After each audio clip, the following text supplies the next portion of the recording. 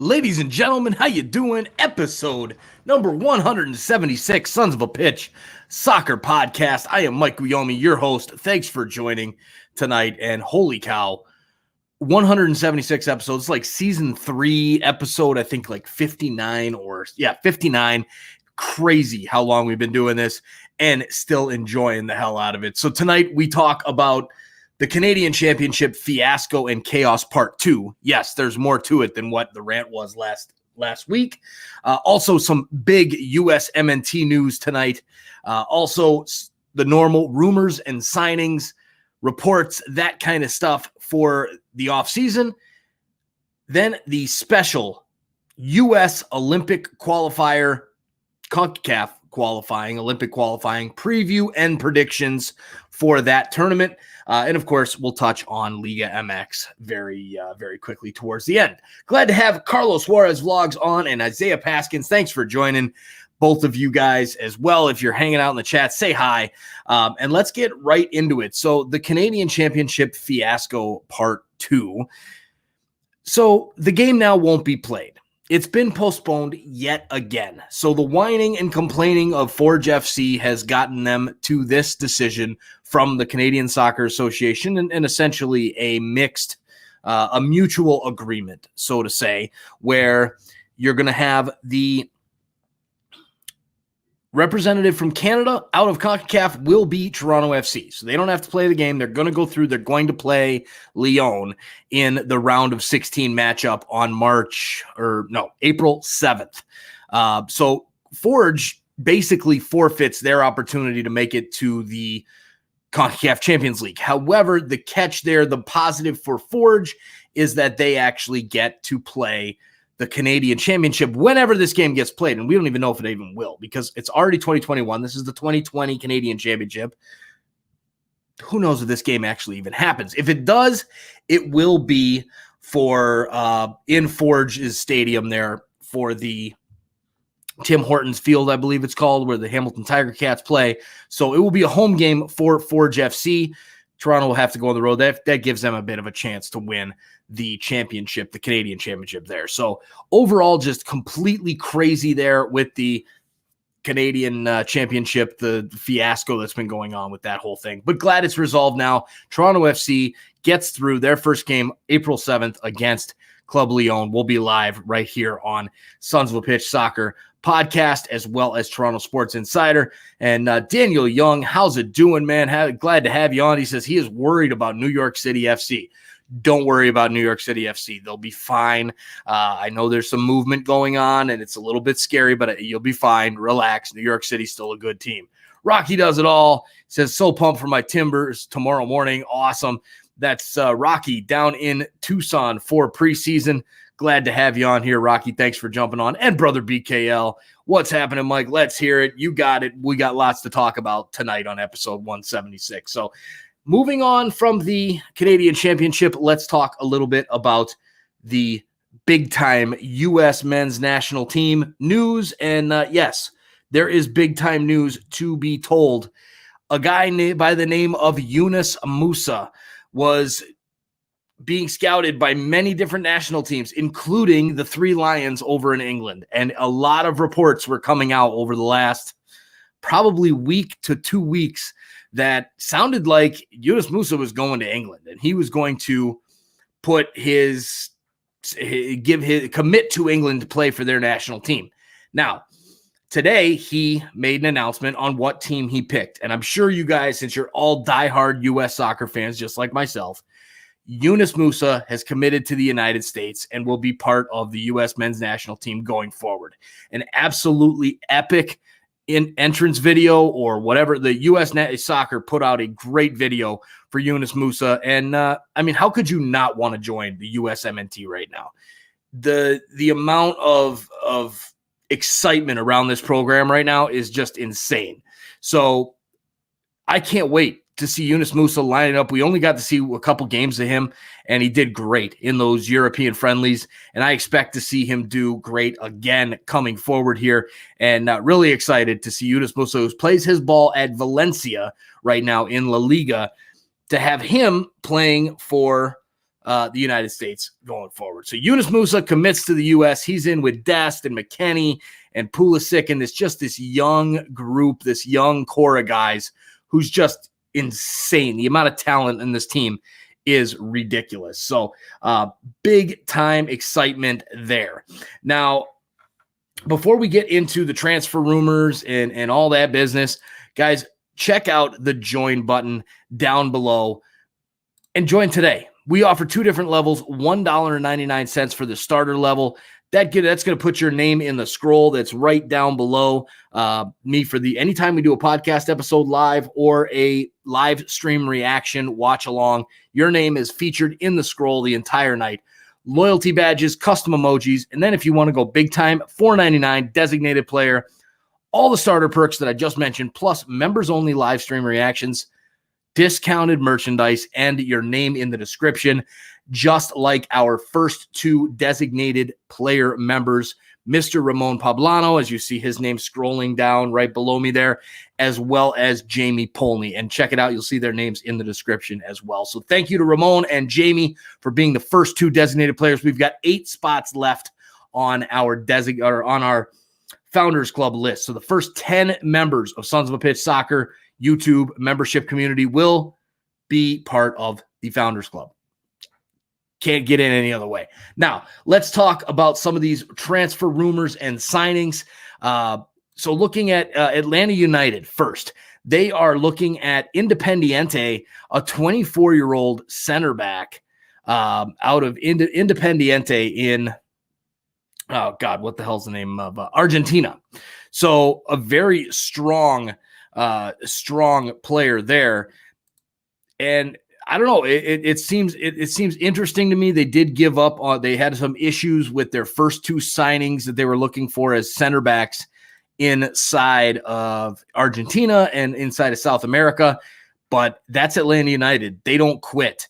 They just go after it and try to do better. So you look at a team like Atlanta, who go back and watch the team preview, and you'll see exactly what I'm talking about. When you're talking about breakout youngsters for Atlanta, you're not talking about homegrown kids. Sometimes you are. Like last year, we talked about George Bello as being one of those guys. But you're talking about guys that are coming over from South American sides, possibly even some European sides, that have tons of experience already over there and are big-time pieces for the soccer team. So be interesting to see if they can close this one with Independiente. Apparently, it sounds like the club does not want to let him go. I don't know if it will actually go through or not. Chances are it probably won't. It's just a rumor mill piece. But again, it is a possibility on that one. So just like Brother BKL says, Atlanta United is a really good team, but I don't know necessary to sign that guy to make the playoffs. No, I don't think they have to sign the playoffs there, but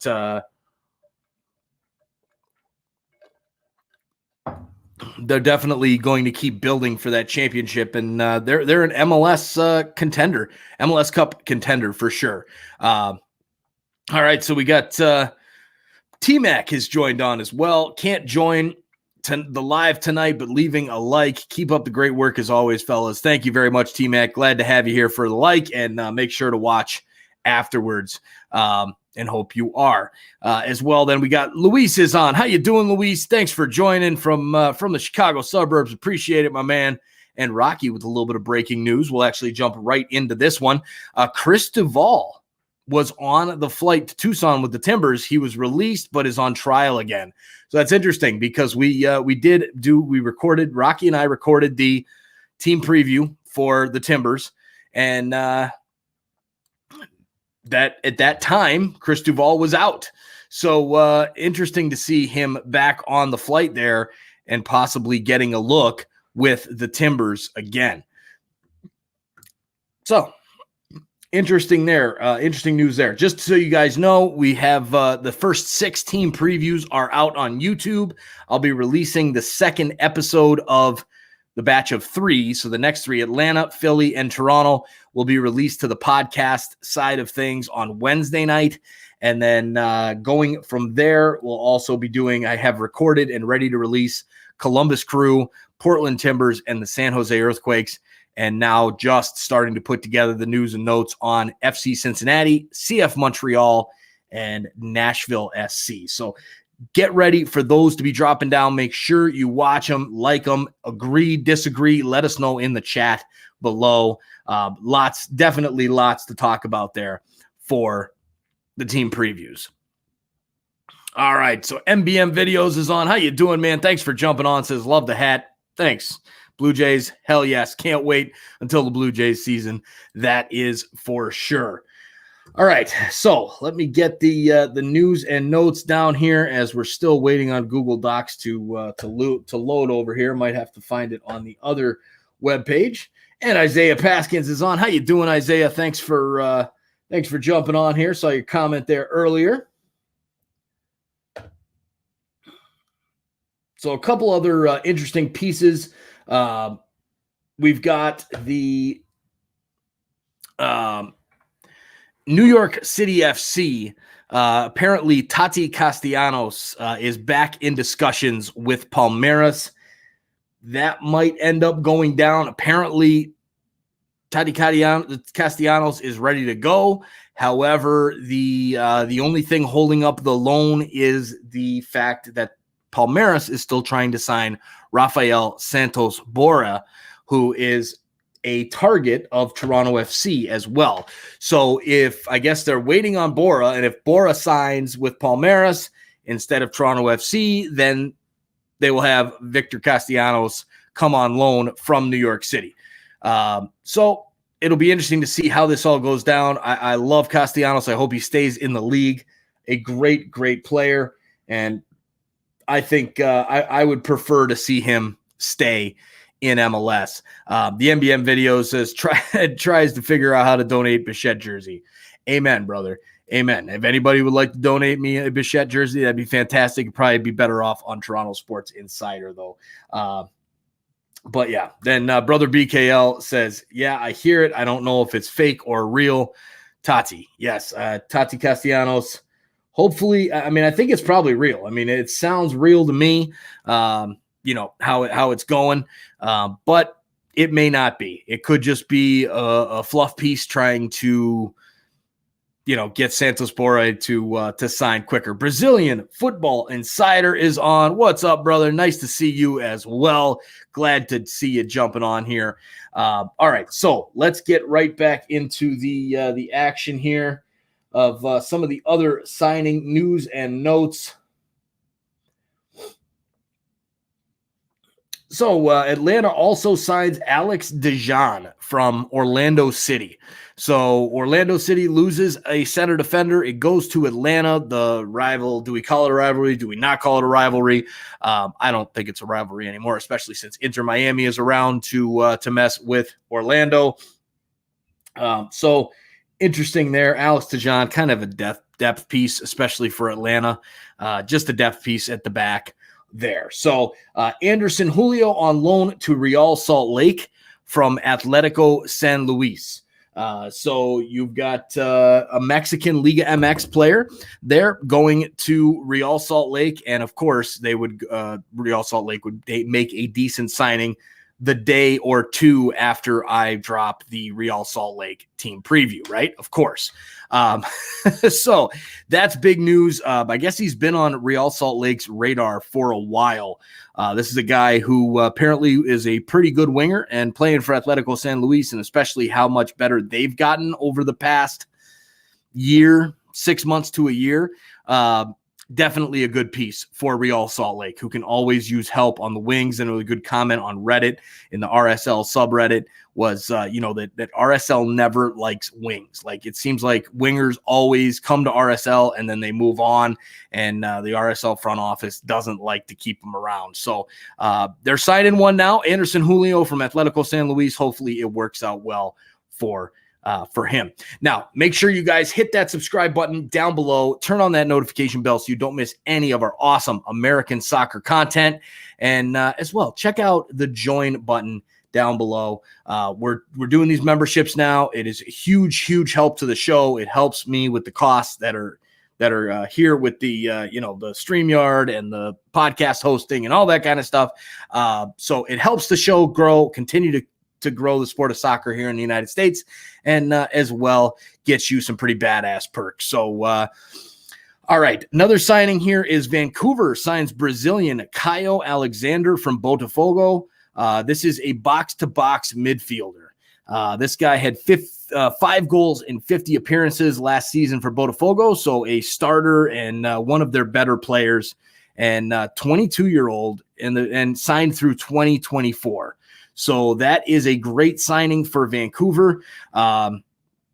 You really need they really need a big-time player, and they got one now through this Caio Alexander from Botafogo. You look at some of the other pieces that they have.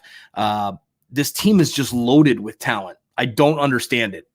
Vancouver, Mark DeSantos, this has to be his last season as a Vancouver Whitecaps head coach if he does not at least win a game in the playoffs. I mean, not even just make the playoffs, win a game in the playoffs. This guy has been hanging around now for 2 or 3 years. He's been given every excuse by management, and he just can't seem to get over the hump. The forwards, Lucas Cavallini, Christian Dahome, David Egbo, the new super draft pick. Tosaint Ricketts, Ryan Raposo, young talent, Theo Bair. Midfield, you got Caio Alexander, Baldissimo, Owusu, Tybert.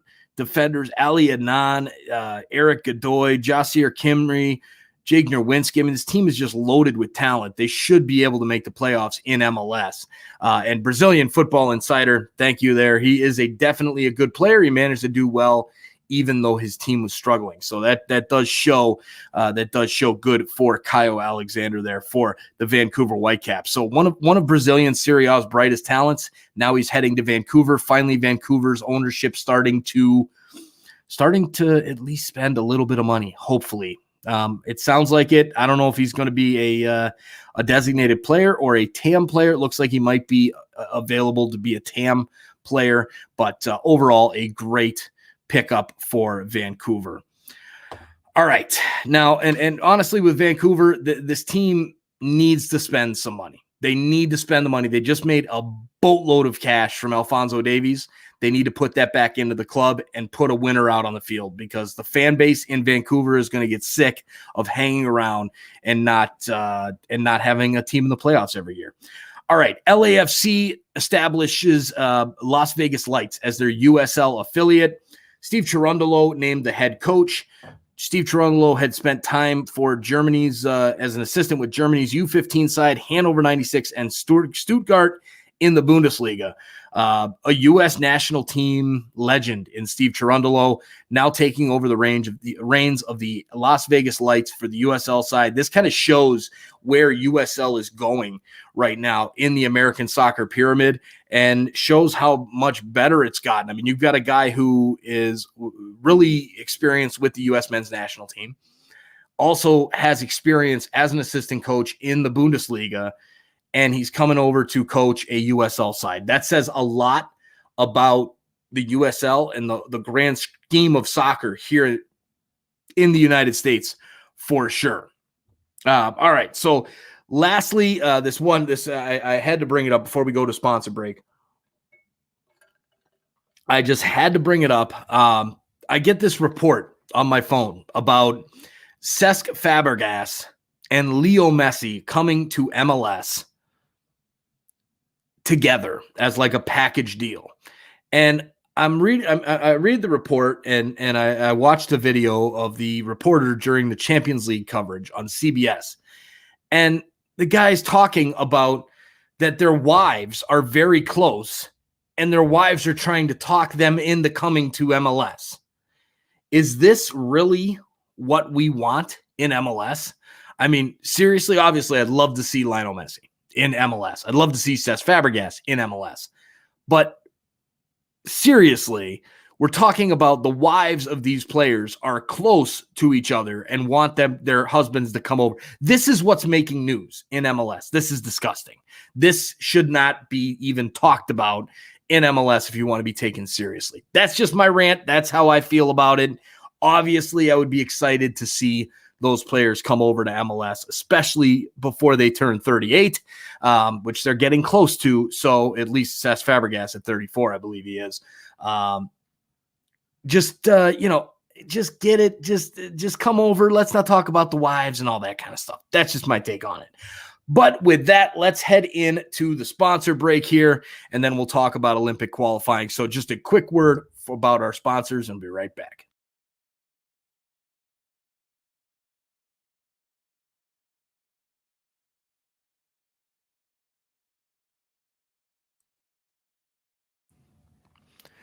All right. So, good comment here from Brazilian Football Insider. So I couldn't agree more with you, man. That's not the way to make the league better. Truth.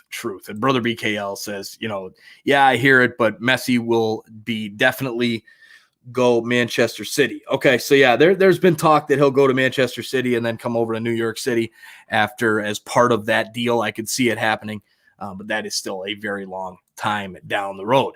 All right, so let's talk a little bit about the Olympic qualifying that's coming up here starting in just a couple of days. This is going to be a great tournament, a great opportunity for the U.S. men's national team to make a mark and make it to the Olympics. Well, they're under 23 team. It's not the national team. But, for this team to actually make it in the Olympics, they haven't qualified since 2008. So this is a big deal that's coming up here in just a couple of days. And good Lord, is it ever exciting to have some competitive national team soccer back on. I'm sick of these friendlies and whatnot. I'm glad to have the real stuff back on, starting out on the 15th. Or on the 18th, excuse me. So what, Thursday night is the 18th? Yes, the 18th is Thursday night. So excited about that one. As far as the groups go, so you've got Group A, which has Mexico, the United States, Costa Rica, and the Dominican Republic. This is the tough group of both of the two groups. There's only 8 teams in this tournament. And the teams that make the final are the 2 teams that will qualify for the Olympics. I know we've touched on this before, but I haven't given you my real preview and predictions yet. So in Group A, then you've got Group B, you have Honduras and Canada, followed by El Salvador and Haiti. So definitely the tough group here is Group A. Mexico, United States, Costa Rica, and the Dominican Republic. The first game is the U.S. against Costa Rica on Thursday night. That game is huge. Depending on how that game goes, could end up setting the tone for the rest of the tournament. So the young kids, the MLS-based kids, are definitely going to, are going to have to, they're going to have to step up in that first game, big time. So I've got the United States winning this group. I think they can beat Mexico. They'll match up with Mexico on the 24th, and we will be live on this channel right here for that U.S. and Mexico game. It's a late one. It's 9:30 Central, but I will be on for that one doing the live stream reaction, so make sure you join us for that. And Brother BKL says, yeah, this is perfect to watch USA and Dominican Republic on March 20th, plus a big shout out to Tactical Manager. Yes, Tactical Manager will be doing the Costa Rica US game. I just saw that came up on the YouTube page there. So go check out Tactical Manager for that game. Come watch with us for the US and Mexico game on the 24th. And I can't wait. It's going to be exciting. Mexico and Dominican Republic are the reverse fixture there on match 1. Mexico is going to beat the Dominican. So if the U.S. loses to Costa Rica in that first game, it's going to be tough to overcome that over the next 2 games. And they're going to have to get a result against Mexico to even get through. So I like the United States to win the group. I think this young team, they're buzzing with confidence right now. I really think the United States is going to come out and win Group A with Mexico finishing in second. And as I mentioned before, one of the previous episodes, it's very exciting to have the United States and Mexico in the same group, because that means they can't play each other till the final. And that's huge, because the U.S. could get knocked out by Mexico in the semifinals and not qualify for the Olympics. Now, let's talk a little bit about Group B: Honduras, Canada, El Salvador, and Haiti. This one, you've got the first matchup is Canada against El Salvador on the 19th, which is Friday night. Honduras and Haiti. Canada should be able to win this group. I think it'll be tight with Honduras. I think Haiti and El Salvador will come third and fourth. So I think Canada can win this group. It all comes down to that last game on the 25th between Honduras and Canada to determine who will win that group. Now, again, winning that group is very important, because if you win Group B, you're going to get the runner-up in Group A, which is probably Mexico or the United States. But it's even more important for Group A in the United States and Mexico, because if you win Group A and you've got, you're playing Canada in the semifinals, that could pose a threat to the United States. Whereas if you're playing Honduras or El Salvador, much better chance to get through to the finals. So lots of exciting soccer in this one. I predict that the United States will win Group A and will play Honduras in that semifinal and win that semifinal to make it into the final. And then we would have, right after that, the Mexico against Canada. Mexico would get through, and it would be a final between Canada or Mexico and the United States, which would see both of those teams into the Olympics in Tokyo. Whether they're going to happen or not, they're saying they're going to happen. They should happen, but again, we do not know if they will exactly go through or not. So all of these games are going to be on the Fox Sports networks. So you're going to have every single game, Fox Sports 1, Fox Sports 2. In the United States, I don't believe any of the games will be on Big Fox, the over-the-air Fox, but they'll be streaming as well on foxsports.com, and every single match will be televised. So that is very exciting. You've got every single match. Even when Costa Rica is playing the Dominican Republic, it's going to be on TV here in the United States, and this is the first time that's ever happened for this tournament, the qualifying tournament in the United States. So that is exciting. Looking at this roster, lots of good talent for the United States on this roster. Again, in goal, you've got Matt Freese, you've got JT Marcinkowski, you've got Ochoa. Defenders, you've got Julian Araujo, Justin Glad, Aaron Herrera, Henry Kessler, Mauricio Pineda, and Sam Vines. Really strong young defenders. Midfielders, Johnny Cardoso, who could swing into that forward role if necessary, Hassani Dotson, Ulysses Lainez, Jordan Mihailovic, Andres Perea, Sebastian Bofo Saucedo, Jackson Uil. You've just got so much talent in these young kids. Jesus Ferreira, Jonathan Lewis, Benji Marcel, and Sebastian Soto. Wow, what a squad. If this team does not qualify for the Olympics, it will be very, very disheartening to United States soccer, because there is no reason why they should not qualify through this tournament. And hopefully the group of death won't deter, won't screw it up for them, because it definitely does pose that threat. Now let's take a look at Liga MX in this one. Let me know in the chat how you think the tournament's going to go. Who are your two teams that will represent CONCACAF in the Olympics while we go over Liga MX? And we got Raul Carrillo on. How you doing, Raul? Thanks for jumping on. All right, so looking at match day 11 of 17, Atlas beats Puebla 1-0. Juarez and Pumas UNAM tie 1-1. Mazatlan with a huge upset over Tigres, 2-1 Mazatlan. Cruz Azul 1-0 over Monterrey. Santos Laguna beats Tijuana 1-0. Pachuca, the worst team in the league, beats one of the top teams in the league 2-0 over Toluca. Querétaro beats Atlético San Luis. Club America with a dominating performance over Chivas, 3-0. And tonight in about a half an hour, actually, is Leon against Necaxa.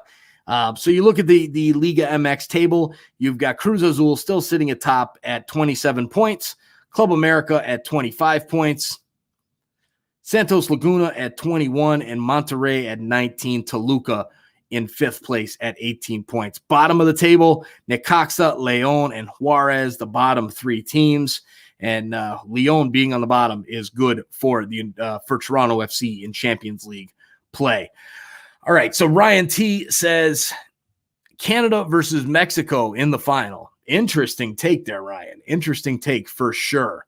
And Brother BKL says, if I'll choose USA or Dominican Republic, I'll be fine with both, but I think about those Honduras. Okay, there you go. So it's going to be a good tournament. There's a lot of young talent out there in CONCACAF, and nobody's really, there's nobody that's like, yes, that's the team that's just going to completely dominate, even with the United States and Mexico, which it usually is once you get into the national team, the men's side of things.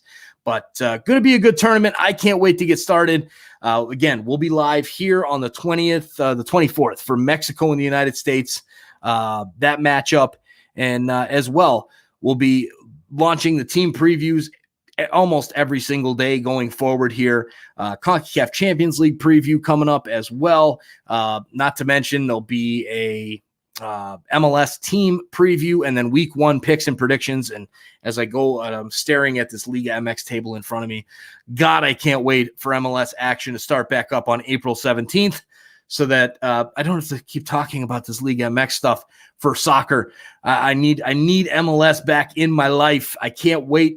And I am excited for it. And lastly, before we go, make sure you guys check out our membership options down below. $199 for the starter level, $499 designated player level. These proceeds help this show immensely, cover the costs of podcast hosting, StreamYard hosting, all this stuff really helps out a lot. And we get to continue the conversation and grow the sport of soccer here in the United States of America. So definitely appreciated Jamie Pohlny and Ramon Pablano with those huge designated player memberships. I love y'all. Thank you for doing that. And we will see who will be next to get into the Founders Club. Again, only 8 spots left on that list. And will it be you? Will it not be you? I don't know. But with that, it's time to go. I'm only doing 30-minute episodes rather than the normal 40, 45 because of all these team previews that'll be coming up, flooding the airwaves, using up all of our podcast space from our hosting service. And with that being said, y'all have a wonderful evening. One more day closer to MLS action starting up. And thank you for all of your support and hanging out. And we'll see you guys real soon.